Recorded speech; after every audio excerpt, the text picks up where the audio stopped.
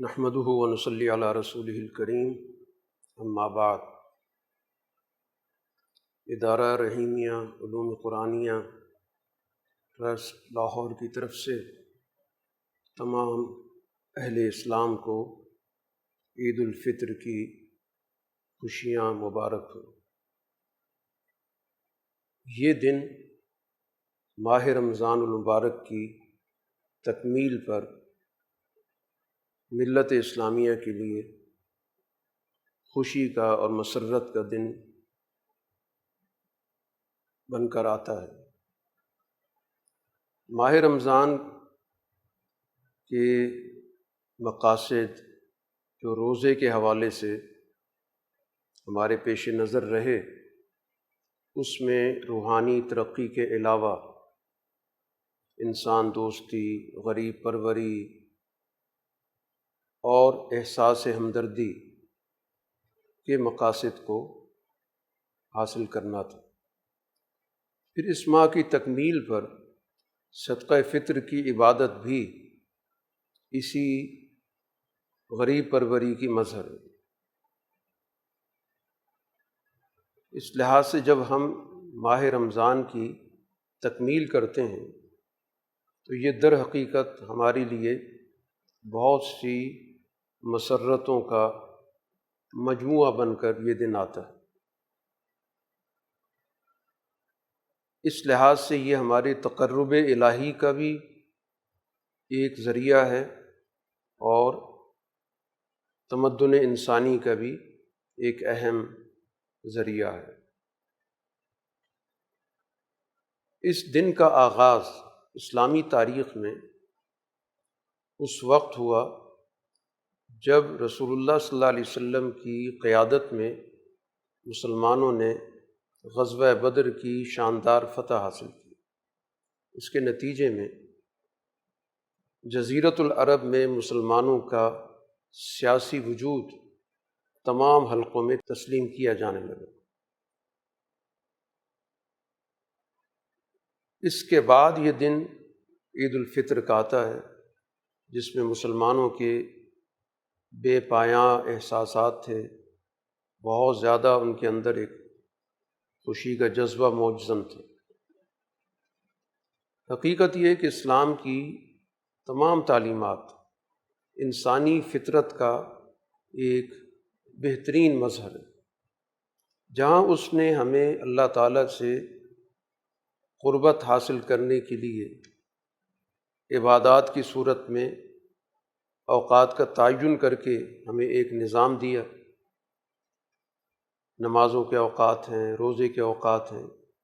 اسی طرح اس نے باقاعدہ خوشیوں کا بھی ایک نظام الاوقات دیا۔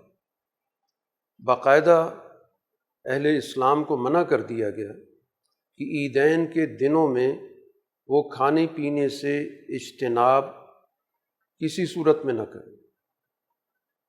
ان دنوں کے اندر اگر کوئی شخص روزہ رکھے گا تو شریعت کی نظر میں وہ اللہ تعالیٰ کا اور اللہ تعالیٰ کے رسول کا نافرمان ہوگا۔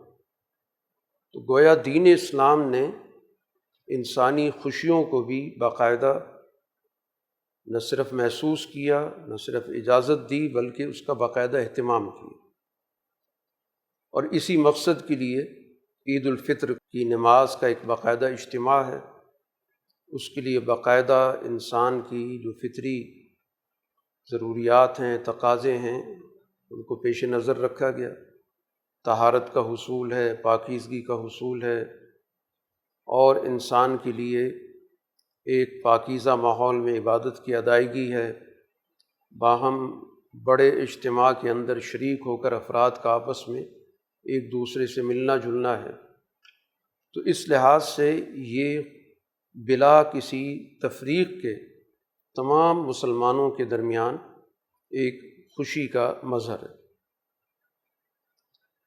اور یہ اس بات کو بھی بتاتا ہے کہ معاشرے میں بغیر کسی تفریق کے انسانی مسرتیں اسی وقت حقیقی شکل اختیار کر سکتی ہیں کہ جب ایک منظم سماج ہو اور ایک منظم ریاستی نظام ہو جو اس بات کو یقینی بنائے کہ معاشرے کا کوئی فرد بھی خوشی سے محروم نہ رہے۔ بدقسمتی سے ہم دور زوال میں انفرادی سوچ کے عادی ہو گئے، گروہی دائرے سے باہر نکلنا ہمارے لیے مشکل بنا دیا گیا، جس کی وجہ سے ہماری خوشیاں بھی انفرادی ہو گئیں، گروہی ہو گئیں۔ آج ضرورت اس امر کی ہے کہ ہم خوشیوں کا، مسرتوں کا ایک ایسا نظام، ایک ایسا معاشرہ وجود میں لانے کی کوشش کریں، جدوجہد کریں کہ جس میں ہر فرد کو بغیر کسی تفریق کے وہ مسرتیں حاصل ہوں۔ آج ہمارے ملک کو ایک ایسے نظام کی ضرورت ہے جس میں بغیر کسی تفریق کے معاشی عدل ہو، بے لاگ عدل و انصاف ہو، ہمہ جہت سماجی استحکام ہو اور غیر طبقاتی سیاسی نظام ہو۔ اس کے ذریعے ہی ہم ترقی کے راستے پر گامزن ہو سکتے ہیں۔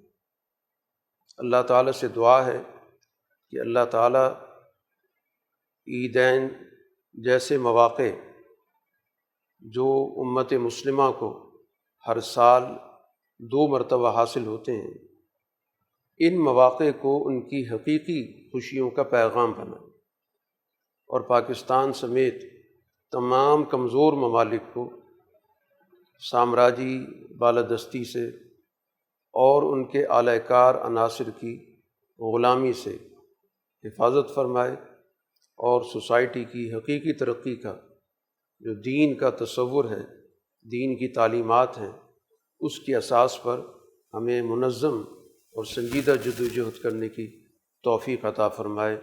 وآخر دعوانا ان الحمد للہ رب العالمین۔